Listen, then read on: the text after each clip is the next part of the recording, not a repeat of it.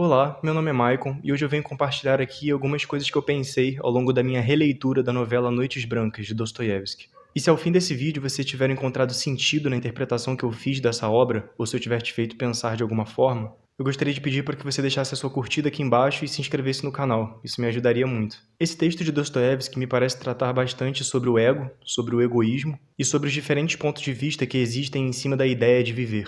E por isso eu acabei pensando algumas coisas sobre ego e vida e vim aqui compartilhar. Antes de tudo, eu queria dizer que o que eu vou falar nesse vídeo é fruto de uma leitura pessoal, parcial e, portanto, subjetiva. Eu escolhi um determinado aspecto do livro para abordar. E se você ler o livro, você vai ver que a gente começa a leitura com uma interpretação, com algumas suposições, e terminamos o livro com outra conclusão, que não exclui as iniciais, mas alteram um pouco elas. Por isso, se ao fim desse vídeo você discordar ou duvidar de alguma coisa que eu disse, não tem problema. Você pode deixar aqui nos comentários que a gente conversa melhor sobre isso, ou até através de outros vídeos. Eu li Noites Brancas em maio do ano passado, quando eu recebi de presente, e reli no sábado para fazer esse vídeo. E também serviu bastante para que eu fixasse a ideia do livro. E eu ainda continuo me surpreendendo bastante com o quão diferente o livro se torna quando a gente relê ele. E sobre o escritor, de maneira muito resumida, Dostoiévski foi um escritor russo do século XIX, considerado um dos maiores da história. Ele escreveu vários romances grandes, sendo eles os mais aclamados Crime e Castigo e Os Irmãos Karamazov. Mas esse livro do título, especificamente, foi publicado cedo na carreira do autor, na primeira fase dele, em 1848. E eu vou evitar aqui ficar descrevendo as situações do livro de maneira literal. Então, se você quiser entender melhor os motivos que me levaram a falar o que eu vou falar aqui, seria muito importante que você lesse o livro. Eu vou começar só explicando parte da lógica do livro e contextualizando, e depois eu comento sobre o que eu consegui extrair dela, já que não tem como falar do livro inteiro só nesse vídeo.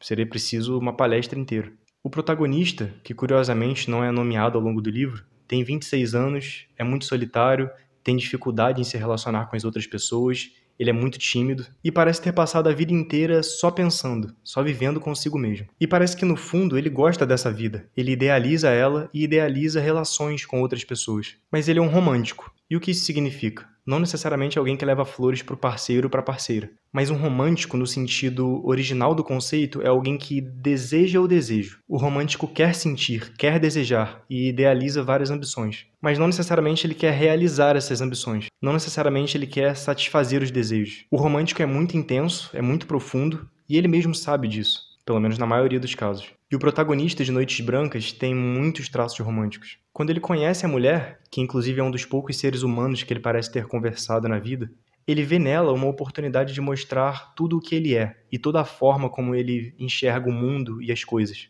Que, aliás, é uma forma bastante peculiar. E, estranhamente, quando ele pega intimidade com ela e percebe que tem a atenção dela, ele começa a se abrir sem qualquer tipo de censura sobre a forma como ele pensa. Tem um momento que ele percebe que já falou tanto e que já se abriu até demais, que ele recua um pouco por sentir medo de estar expondo um diabinho hostil. É essa a expressão que ele usa, como se estivesse falando de si mesmo e reconhecesse isso presente nele. Essa metáfora, que é bastante clara. Mas quais os problemas disso? O que dá para perceber com esse jeito excêntrico dele? Eu acho que quando a gente começa a passar tempo demais com nós mesmos e só pensando, a gente começa a achar que isso é a realidade. A realidade são os nossos pensamentos e todas as neuroses presentes neles. E acho que até por experiência própria eu sei o quanto isso pode ser perigoso.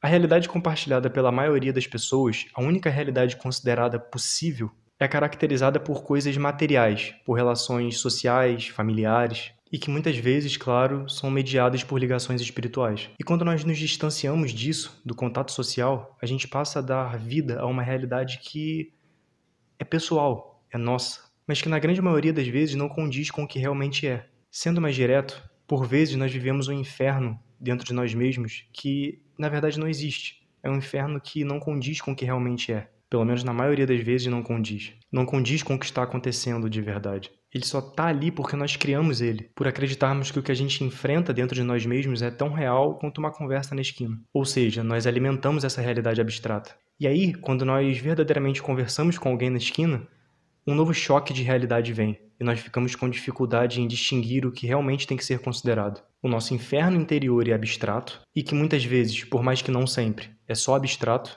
ou a conversa cotidiana com o vizinho. É como se as duas realidades conflitassem. Eu sei que pode soar meio vago tudo isso que eu disse, mas pela leitura que eu fiz desse livro, que foi uma leitura baseada nas minhas experiências pessoais, eu consegui me identificar muito. Me identifiquei tanto que eu até tive dificuldade em expressar isso aqui em palavras, como dá pra perceber. E eu acho que quando você passa anos vivendo uma vida inteira sozinho, dentro de si mesmo, no momento em que a gente encontra uma outra vida, exterior, com uma outra realidade para compartilhar com a gente, nós ficamos divididos entre a empolgação de compartilhar tudo que nós pensamos com aquela outra pessoa, para que ela nos elogie e diga que a nossa realidade abstrata faz sentido, ou seja, uma atitude egocêntrica, e a vontade de retornar ao mundo material e ter a companhia daquele outro ser humano. Conseguir aderir a isso. Ou seja, nós ficamos divididos entre a necessidade de atenção, que vai dar sentido ao que nós já pensamos sobre nós mesmos, e a vontade de retornar para a vida material. Porque, no fundo, ter vivido tanto tempo na realidade abstrata foi insuportável, insuportavelmente doloroso e solitário. Mas não é fácil sair dela, e muitas vezes eu nem mesmo quero. Mas nessa interpretação, o ego ganhou. E de fato a gente continua a se preocupar mais com o próprio bem-estar do que com as questões alheias. Em Noites Brancas, tanto o protagonista quanto a mulher possuem interesses pessoais um no outro, de forma que ele busca a confirmação da própria realidade e da própria inteligência dele nela. E ela, por sua vez, vê nele, entre tantas outras coisas, a oportunidade de preencher o vazio dela. Ainda que eles queiram ficar juntos, no final cada um vai para um lado, e uma das maiores preocupações dela é justamente que ele não guarde rancor, enquanto que ele agradece pelo único momento de felicidade absoluta que ela proporcionou a ele. E por diversos momentos, ao longo da conversa deles, ele fica mais encantado com a lógica que os próprios conselhos dele têm do que com os conselhos em si, do que com os propósitos do conselho. Voltamos ao egocentrismo. É como se os dois encontrassem vieses de confirmação para si mesmos, um no outro. Eu achei isso muito surpreendente. O ego indo sempre na frente de tudo, antes de qualquer coisa, e os interesses pessoais sendo satisfeitos. E como eu disse antes, em nenhum momento do livro o nome do protagonista é revelado. Ele não faz questão de contar, já que ele se considera só um sonhador, só um homem ridículo, neutro e sem gênero. E ela, por sua vez, não se interessa em saber. Ela só se interessa pela história dele, porque assim parece que ela encontra um espelho da própria vida, ou de parte da própria vida e da própria personalidade dela, que possibilita ela ver e identificar onde ela está errando e onde está acertando com as próprias escolhas. E ela faz isso a partir da história dele. Aprender a ficar sozinho e a lidar consigo mesmo é muito bom e extremamente necessário. Mas inevitavelmente a gente está inserido num meio cuja ideia de realidade é tudo que envolver socialização e tudo que for material. E o peso desse modelo de realidade cai sobre a pessoa que, por exemplo, não queira sair, não queira socializar, queira ficar em casa só estudando ou criando algo. Então parece que tem que haver um equilíbrio. Eu não sei se eu consegui ser muito claro com o que eu quis transmitir nesse vídeo, porque algumas coisas foram muito difíceis de expressar. Por isso, acima de tudo, eu recomendo muito a leitura do livro, que por mais que seja curto, é extremamente intenso, para que você conheça Dostoiévski e para que você possa enxergar qualquer sentido nessas coisas que eu disse aqui. Se é que tem, eu mesmo às vezes não sei. Eu acho que depois de Shakespeare, Dostoiévski foi o autor que eu mais me identifiquei e que mais me chamou a atenção, tanto pela forma de escrita dele, quanto pelos conflitos existenciais que ele apresenta nas personagens. Porque em mais ou menos 70 páginas, Dostoiévski mostra a experiência de uma vida inteira e as consequências dessa vida. É o que ele fez com Noites Brancas. E como eu disse no início do vídeo, as obras dele, que provavelmente são as mais aclamadas, são Crime e Castigo e Os Irmãos Karamazov. São obras que eu já li e que pretendo fazer um vídeo sobre elas, mas eu vou deixar para o futuro, porque são obras grandes, então elas renderiam vídeos de pelo menos 30 minutos, como aconteceu, por exemplo, com o vídeo em que eu falei sobre uma peça de Shakespeare. Por fim, um muito obrigado para quem assistiu até aqui. E se você gostou desse vídeo e gosta desse tipo de vídeo, se você acha que tem algum sentido na interpretação que eu fiz desse texto, eu gostaria de pedir para que você deixasse a sua curtida aqui embaixo e se inscrevesse no canal. Isso me ajudaria muito.